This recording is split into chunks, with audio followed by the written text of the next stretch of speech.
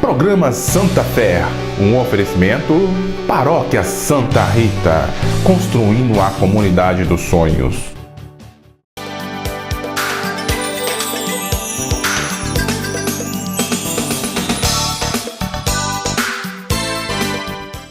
Olá, boa tarde, estamos começando mais um programa Santa Fé para levar uma mensagem de Deus para você e para toda a sua família. Boa tarde, Padre Heredes. Boa tarde, Padre Camilo, boa tarde a todos. Olha, hoje nós estamos sem ela, estou com saudade já da Gesane, mas está preparando, rapaz, para o casamento. A menina está incrível preparando para o casamento. Ela levanta pensando no casamento, deita pensando no casamento, trabalha pensando no casamento e vinha gravar aqui pensando no casamento. Aí ia falar muita coisa de casamento, falei, fica em casa melhor. Um abraço aí para você, Gesane, prepare-se direitinho, porque o casamento é ser sinal de Deus, né? Ser uma vitrine. É um momento único na vida da pessoa. Eu estou brincando, a Gesane é uma pessoa extraordinária que está conosco desde o início do programa.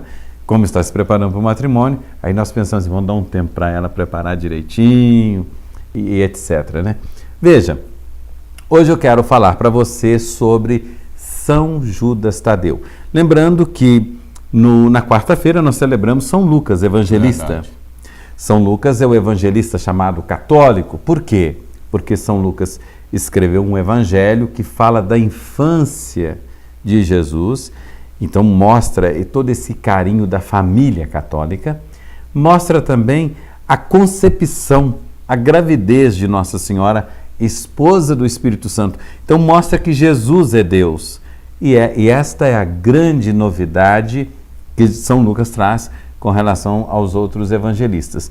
Nossa Senhora é mãe de Deus, e filha de Deus e esposa de Deus. Como é que é isso? Ela é a filha predileta do Pai porque nasceu cheia de graça, não é isso? Sim, foi pensada cheia de graça para ser a mãe do próprio Deus que é filho, né? Então, olha para você ver a jogada, vê se você me capta. Hein? Nossa Senhora foi pensada por Deus para gerá-lo na natureza humana. Então ela não poderia ter pecado. Mas ela também serve para ser a vitrine, né, do que será a vida dos ressuscitados. Um homem só se ressuscita sem, isso é muito importante, o pecado. Quando você liberta-se do pecado, então você ressuscita. E é por isso que existe o sacramento da unção dos enfermos, né? Para purificar a pessoa. Isso. Para perdoar a pessoa. Isso. E então, o paraíso é isso. Aí o pessoal vem todo aquele debate, por que que Nossa Senhora não teve filho? Jesus, quando foi perguntado, e aí? Lembra aquela história daquela mulher que teve quantos maridos? 7. Tudo irmão do outro. É. Mas ela não teve filho com nenhum. Aí o que eles perguntaram? De quem dos 7 que ela vai ser esposa lá na vida eterna? O que Jesus respondeu?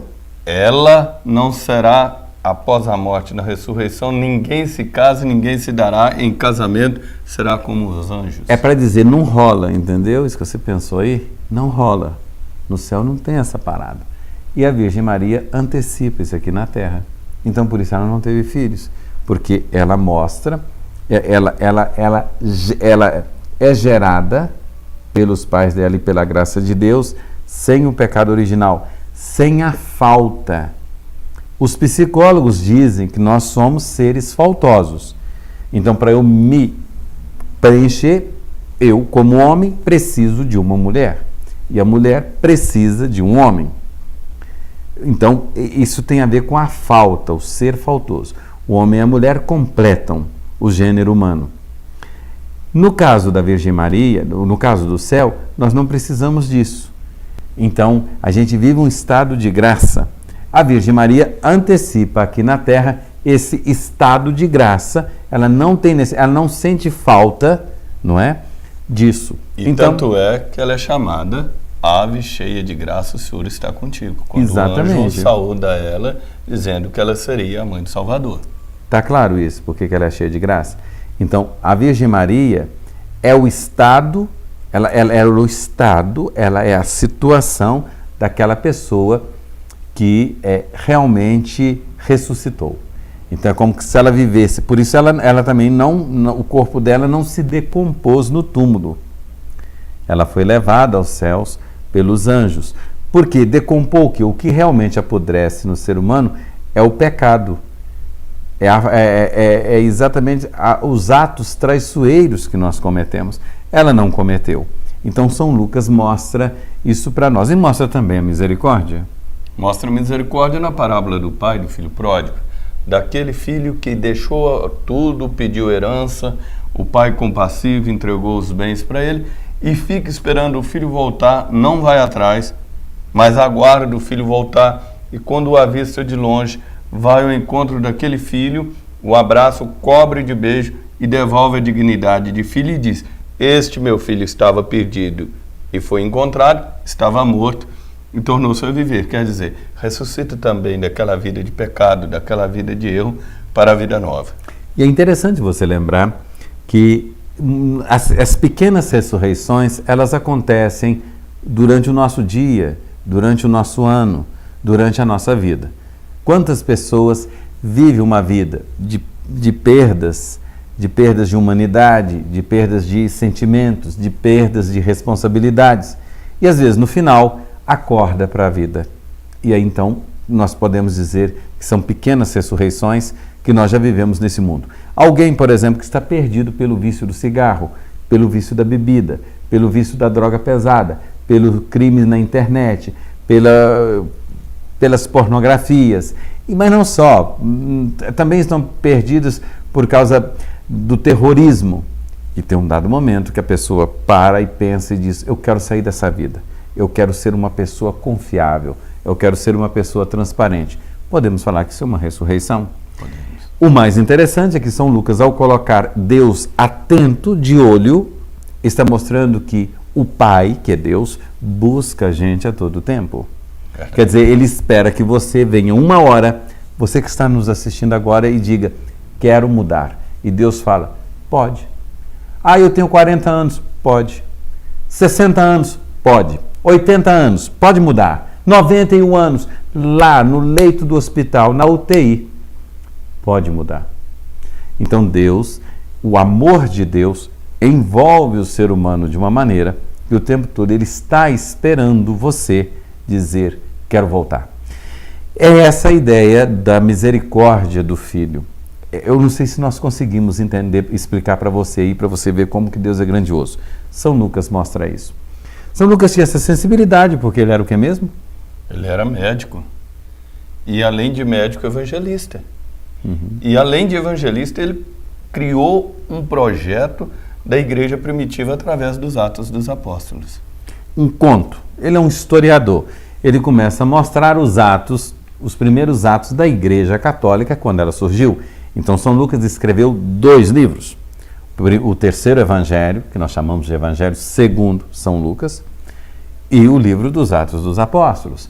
O Evangelho de São Lucas, você pode dizer assim: Deus realiza a promessa.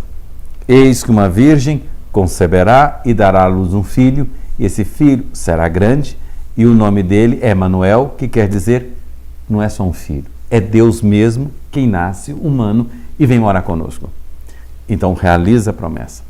E esse Jesus é estupendo, é maravilhoso, é alguém que queima de amor por nós, que tem um desejo ardente de ver o homem e a mulher salvos. É tão ardente que ele funda a igreja. Convida os apóstolos, ensina misericórdia, faz um seminário itinerante, quer dizer, os apóstolos cada dia estão com ele num lugar e ele vai preparando, e de repente São Lucas conta o que deu essa missão de Jesus com esses apóstolos. Aí nasce aquilo que vai se organizando aos poucos, se tornando o que você conhece hoje como Igreja Católica. Mostrando, inclusive, São Lucas, os conflitos, como quando teve o primeiro concílio, o concílio de Jerusalém, tinha um problema entre os apóstolos, e São Lucas mostra, já desde o início, que as diferenças, elas estão aí para serem resolvidas, serem expressas e serem resolvidas. Então São Lucas mostra uma igreja bastante humana, bastante natural, bem próxima do que temos hoje. Então, São Lucas médico, um médico que trabalhou com a medicina alternativa, deixa para nós esse exemplo. Nós vamos a um rápido intervalo e eu volto logo em seguida. A Paróquia de Santa Rita oferece uma ótima oportunidade para você presentear e aperfeiçoar seus conhecimentos. Temos livros, CDs, DVDs, camisas, quadros e imagens religiosas. Outras informações, telefone 3226-1368 ou venha nos visitar na Rua Barão do Retiro, 388, bairro Bonfim, Juiz de Fora.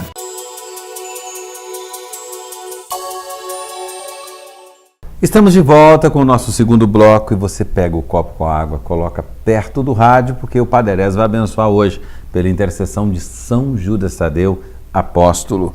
Antes eu quero dizer que a Paróquia de Santa Rita vai estar realizando amanhã, a partir das 14 horas, chega antes, um show de prêmios em benefício à Rádio Catedral FM 102,3.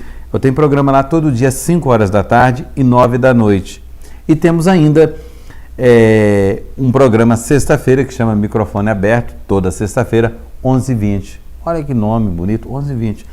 E você pode, então, ouvir a Rádio Catedral, ter notícia da Arquidiocese, entrevista, o Padre Herés faz editorial na Rádio Catedral, enfim, tem coisa muito bonita aí para você escutar, é a rádio da Igreja Católica. Então, se você puder vir a esse show de prêmios, a cartela custa apenas R$10, são 10 prêmios e mais o prêmio Consolação, então nós temos uma média aí de R$5.000 distribuído em prêmios. Vai ser uma coisa estupenda, meu amigo, uma coisa extraordinária. Tem escada de alumínio, temos uma churrasqueira de pré-moldado, nós temos um travesseiro especial, né, como é que a gente fala, magnético, umas coisas assim.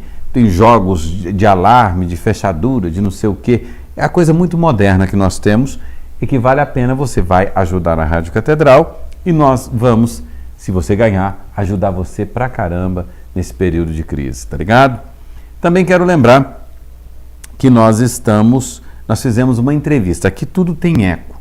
Nós fizemos a exposição do mês da Bíblia e o lance, o barato da história era quem trouxesse a Bíblia mais antiga. A Bíblia veio, só que nós descobrimos que a pessoa que trouxe a Bíblia mais antiga, essa pessoa, a Bíblia era do avô dessa pessoa, que veio diretamente de Angola, na África. E por sorte, quando ele chegou no ventre da mãe, tinha acontecido a abolição da escravidão. Então ele não chegou a ser escravo, mas chegou no momento em que estava havendo a abolição da escravatura.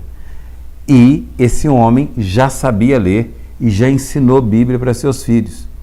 Agora, veja bem o que a neta falou.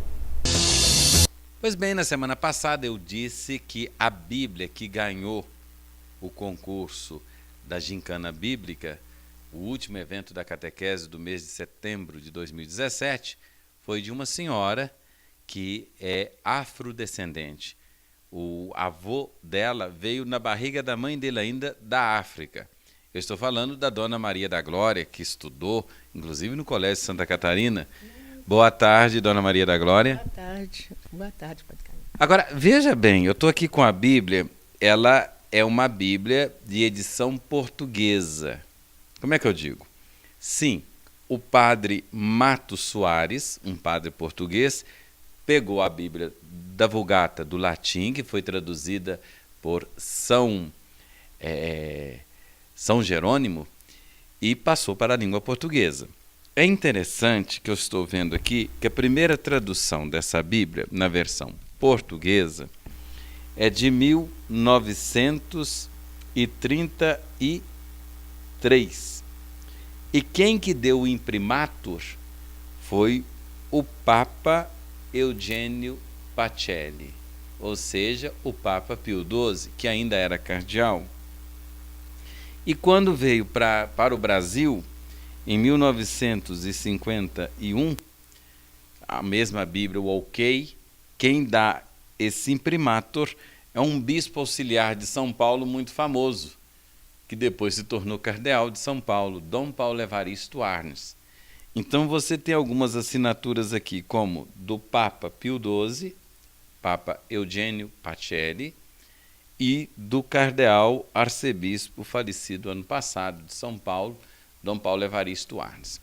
Conta para nós como que essa Bíblia chegou até as nossas mãos, as suas mãos. Essa Bíblia estava, quando minha avó faleceu, acho que no ano de 53, 1953, aí ele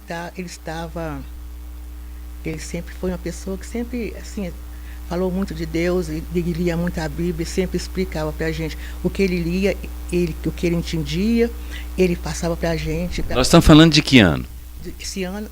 Que ano que seu avô explicava a Bíblia para vocês? Foi antes de 53, porque ele nasceu no dia 15 de agosto de 1889.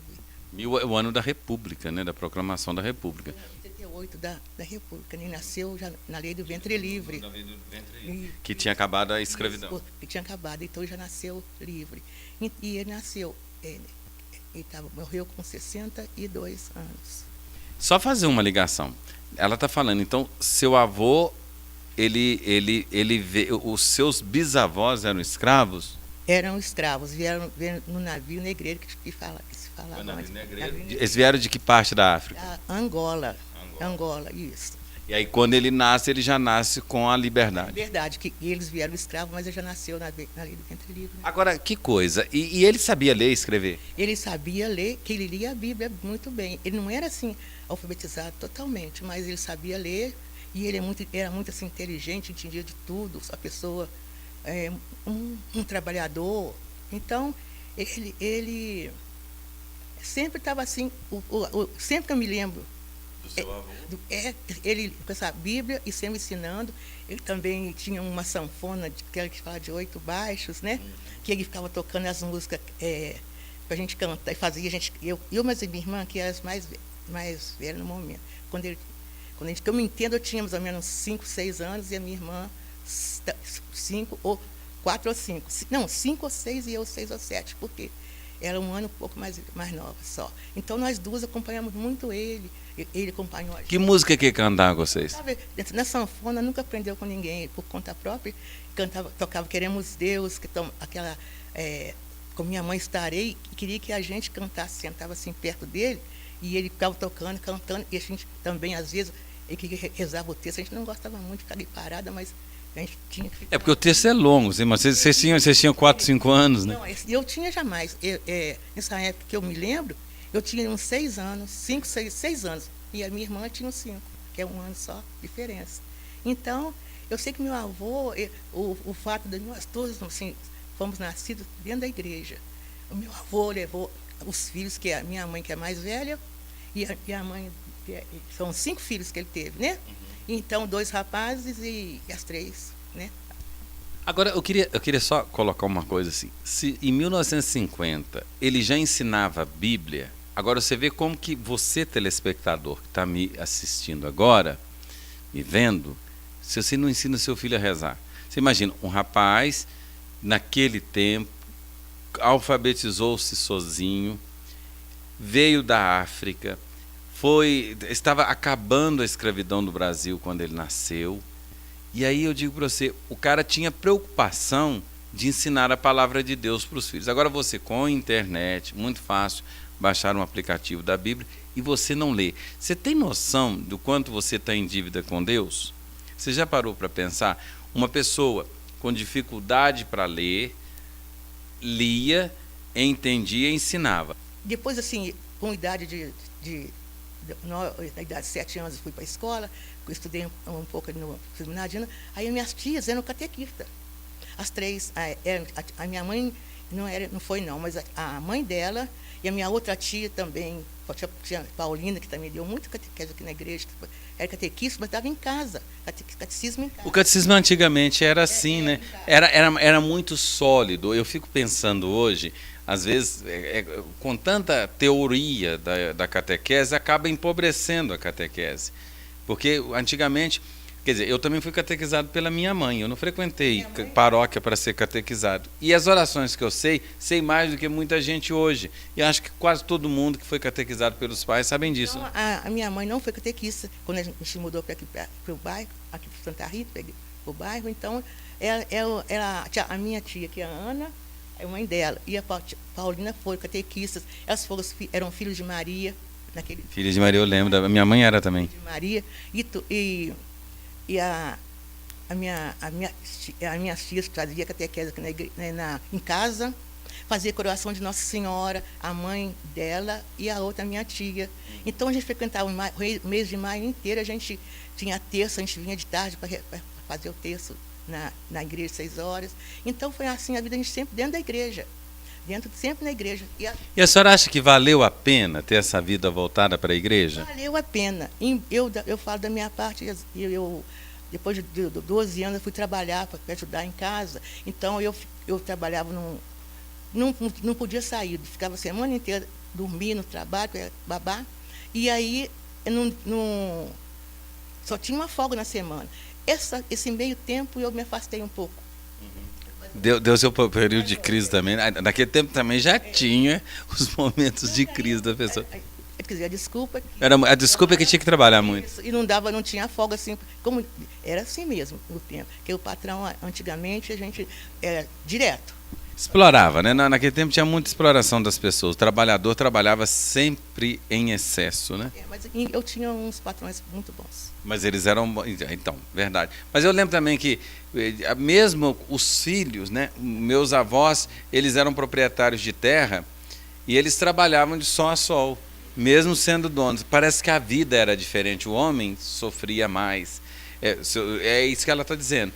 Então, parece que o povo era mais focado no trabalho, tinha menos diversão, né? Mas assim, mesmo assim, aí depois eu voltei com a minha mãe também. Aí você voltou para a igreja? Não, voltei depois já mais mais coroa, né? Um pouquinho. Muito não, né? Mais. Então aí a gente foi, mas eu nunca perdeu aquela fé. A minha mãe sempre ali falando, as minhas tias, tudo. Aí eu fui catequizada com elas, fiz primeira comunhão, as minhas 2 tias que eram catequistas. Um privilégio, né? Um privilégio. Agora, no Santa Catarina, eu só fiz 2 anos que as minhas tias, sendo catequistas, tinha na paróquia lá embaixo de graça para as crianças da catequese, podia estudar lá. Então, como eu estava no colégio de Poço Bernardino, primeira e segunda série, e então eu fui fazer a 3ª e 4ª lá. A minha irmã fez assim. Lá onde? Santa Catarina. Santa Catarina, aí, Gesane, essa é para você. Viu que coisa bonita? Às vezes você pensa que a igreja católica não lê Bíblia, e lê. Mas eu quero falar com o Padre Areles agora sobre São Judas Tadeu, que a gente celebra no próximo sábado, e eu tenho que dizer baixinho, no dia do casamento da Gesane. Como é que é esse negócio, Padre Areles? São Judas Tadeu. São Judas Tadeu foi um dos 12 apóstolos de Jesus, juntamente com seus outros 2 irmãos, Tiago e Simão, chamado de Zelota. E interessante lembrar que São Judas e São Simão eram 2 irmãos igualzinhos nós 2 assim. Trabalhavam juntos, viveram juntos o tempo todo, inclusive foram martirizados no mesmo dia por causa da defesa do evangelho que eles faziam. E São Judas teve um nome esquecido por causa do Judas Iscariote. Não é o mesmo. Não. Agora, tem gente que tem aquela neura, velho, que diz assim, olha... São Judas veio substituir Judas Iscariotes? Não. São Judas já estava lá. Jesus tinha 2 apóstolos com o nome de Judas. E Judas quem Tadeu substituiu Judas Iscariotes? São Matias. Só para você entender. Aí você leu Atos, o São Lucas explica isso para nós. São Lucas explica isso direitinho no livro dos Atos dos Apóstolos, no capítulo 1. Fala que o São Pedro toma, né, assim que Jesus é aceso ao céu, depois da ascensão do Senhor, ele assume a responsabilidade de São Pedro de convocar e escolher um apóstolo para substituir, para entrar no lugar de Judas, do mesmo jeito que hoje é escolhido um bispo católico, Judas Iscariotes. E São Judas Tadeu, então, tem aquela confusão, porque o pessoal não faz essa confusão, como você estava fazendo até agora, então, o povo também fazia essa confusão lá. Aí o São Judas Tadeu ficou meio esquecido, mas aí o que rolou? São Judas se tornou o santo das causas impossíveis, dos negócios que não têm remédio, dos casos desesperados.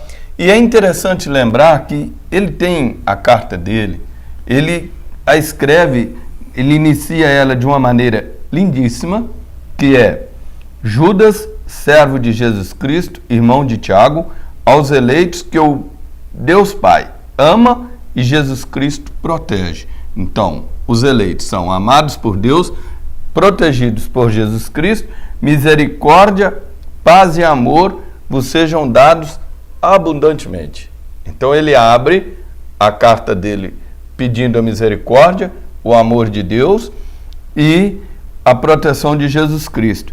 E ele faz uma reflexão final muito interessante, porque ele diz assim: aquele que pode preservar vocês dos tropeços e fazer que vocês se apresentem diante de sua glória sem defeito e alegres. Olha que interessante. Ao Deus único que nos salvou por meio de nosso Senhor Jesus Cristo, glória, majestade da realeza, poder e autoridade desde a eternidade, agora e para sempre. Olha que encerra, como que ele encerra a carta dele. São Judas, ele vive num período do início da igreja em que pipocavam muita gente que pensava a fé a seu modo. Sabe como tem essas seitas hoje? Cada dia aparece um maluco aí fundando uma religião com novas doutrinas, quer dizer, adoecendo como parasitas, adoecendo a doutrina cristã. São Judas Tadeu tinha essa preocupação. Ele não era um apologeta, mas ele estava preocupado em ensinar os primeiros cristãos a sã e reta doutrina. Por isso ele chama a atenção que dentro da própria igreja, da Igreja Católica, que estava iniciando, atenção, tinham pessoas com pensamentos duvidosos, intenções duvidosas, que essas pessoas viriam para semearem discórdia, semearem dúvida na cabeça dos fiéis. Então ele diz, nós não podemos ceder a estas pessoas. Na saudação ele fala de paz, ele fala de misericórdia.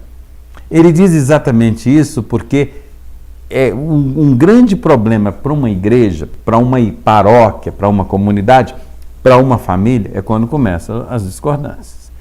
E Judas, ele vive num período, ele escreve essa carta num período em que muita gente queria assinar, queria tirar proveito da igreja, como hoje. Hoje você vê, basta você sair nas ruas, você vê garagem, igreja tal, garagem, igreja tal. Aí o outro fala, ex-funerária, agora igreja tal. Ex não sei o que, agora igreja tal. Ex-bar não sei das quantas, agora igreja tal. Isso acontecia. E São Judas tinha essa preocupação, não que não pudesse ter, mas ele diz assim, estão desvirtuando o evangelho. E ele tem um projeto muito interessante que ele diz assim, procure convencer os vacilantes, salvem a outros, arrancando-os do fogo, tenham compaixão de outros, ainda, mas com cautela. Detestem até a roupa contaminada pela carne dos ímpios. Olha, então ele diz, existem ímpios ali que vão te ensinar, vão falar bonito, vão estar com a Bíblia na mão, mas tenha cautela. Leia a carta de São Judas, porque ela é pequenininha. Vamos agora, pega o seu copo e o Padre Erez, pela intercessão de São Judas, vai fazer uma oração. Põe a sua intenção aí, meu filho. A vossa proteção está no nome do Senhor, que fez o céu e a terra. Senhor Jesus Cristo, digneis abençoar esta água, transformando-a em remédio, como transformastes em vinho nas bodas de Caná. E pela intercessão de São Judas Tadeu, digneis abençoá-la em nome do Pai, do Filho e do Espírito Santo. Amém. Toma essa água que vai ser um remédio para você. E eu quero lembrar que amanhã, domingão, às 14 horas, vamos ter um show de prêmios no Rincão, aqui na Barão do Retiro 388, Rincão de Santa Rita, em benefício à Rádio Catedral. Venha, peça às pessoas, vamos vender na hora, porque nós precisamos ajudar a rádio a evangelizar. Você gostou do programa? Você pode curtir no Facebook, a página Santa Fé. Você pode curtir no Facebook da paróquia, Paróquia Santa Rita. E você pode também adquirir o nosso jornal. E mais, vir à nossa igreja. Missa de São Judas toda quarta-feira. Às 19h30, na Matriz de Santa Rita. E na próxima sexta-feira, Missa da Saúde. E vamos ter aí um projeto muito bonito. Deus abençoe você, amigo. Até a próxima. Programa Santa Fé, um oferecimento Paróquia Santa Rita, construindo a comunidade dos sonhos.